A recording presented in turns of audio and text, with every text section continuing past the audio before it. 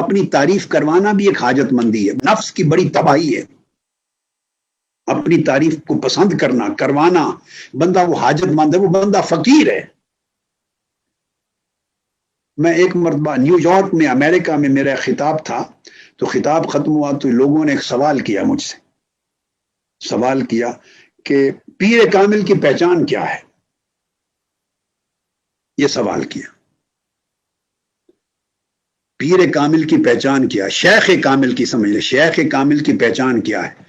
میں نے کہا کہ ایک جملے میں پہچان بتا دوں، شیخ کامل کی پہچان یہ ہے، وہ شیخ کامل ہے جسے مرید کی تلاش نہ ہو، جسے مریدوں کی تلاش نہ ہو، جو مریدوں کی تلاش میں دھکے کھاتا پھرتا ہو در بدر دنیا میں، ادھر جا ادھر جا، اور خطیبوں کو لے جا، مولویوں کو لے جا، نعت خوانوں کو لے جا، محنت کر، پیسے خرچ کر، پورے بندوبست کر تاکہ مرید پکڑے جائیں، مرید گھیر گھیر کے وہ پھر ان کے آگے خلیفے بنانا کثرت کے ساتھ. انہوں نے خلافتیں نہیں دی حضور قدوت اور اولیاء نے کسی کو.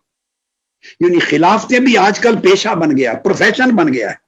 جیسے فرنچائز ملتی ہے نا، فرنچائز بڑی فرمیں ہیں تو آگے فرنچائز دیتے ہیں، برانچز کھلتی ہیں. یہ سٹار بکس ہے، اس کے فرنچائز کھل گئے، یہ ٹم ہارٹن کے فرنچائز کھل گئے، یہ فلاں. آپ پاکستان میں جاتے ہیں، آپ گلبرگ مختلف جگہوں پر، لاہور، کراچی، تو مختلف ریسٹورینٹ، مختلف چیزوں کے فرنچائز ہیں. اس طرح مختلف کاروباروں کے فرنچائز ہیں. تو خلافتیں فرنچائز بن گئے ہیں، بزنس ہیں. چونکہ وہ آگے مرید بنائیں گے، وہ نیچے اوپر کمیشن کے حساب سے خرچہ جاتا.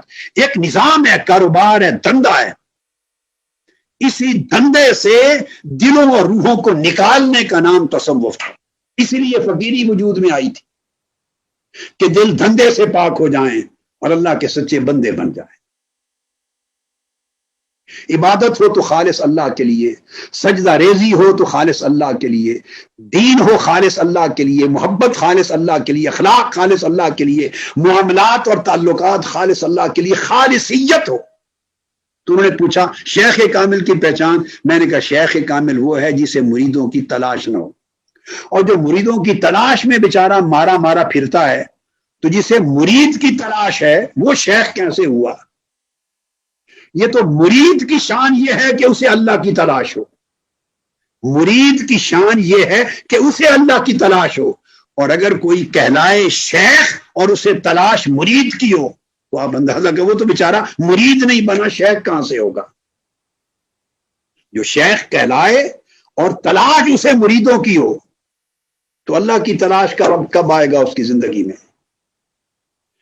تصوف کی جو زندگی ہے، فقیری کی زندگی، یہ اس کی ابتدا بے نیازی سے ہوتی ہے. دل بے نیاز ہوتے ہیں اور اللہ کے سوا دل میں کسی شے کی اہمیت نہیں رہتی. بندہ مستغنی ہو جاتا ہے، نہ اس کا سر کسی کے آگے جھکتا ہے، نہ اس کا دل کسی کے آگے جھکتا ہے، نہ اس کے دل کا دامن کسی کے آگے پھیلتا ہے، نہ اسے کسی کی حاجت ہوتی، بے نیاز ہوتا ہے. اس لیے فرمایا الا ان اولیاء اللہ لا خوف علیہم ولا هم یحزنون. نہ انہیں خوف ہوتا ہے اور نہ کوئی غم. غم سے مراد ہوتا ہے مفاد، ہاتھ سے چلا گیا تو غم ہوتا ہے. یعنی نہ انہیں مفاد ہوتا ہے، نہ انہیں اللہ کے سوا کسی کا خوف ہوتا ہے. وہ بے نیاز ہوتا ہے. ولی کی تعریف قرآن نے بیان یہ کی کہ وہ بے نیاز ہوتا ہے. دنیا سے بے نیاز، حرص سے بے نیاز، لالچ سے بے نیاز، دنیاوی مفاد سے بے نیاز، مریدوں کو بنانے گھیرنے کاروبار سے بے نیاز، دھندے سے بے نیاز،